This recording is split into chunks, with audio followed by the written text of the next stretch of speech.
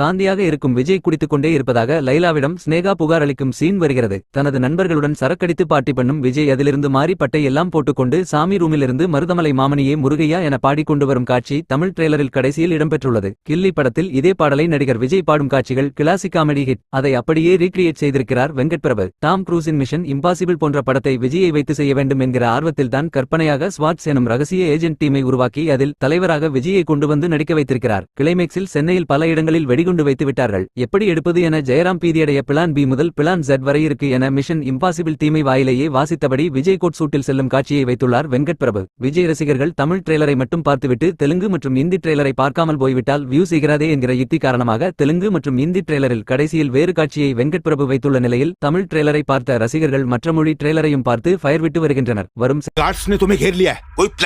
Plan B नहीं plan Z तक है हमारे पास.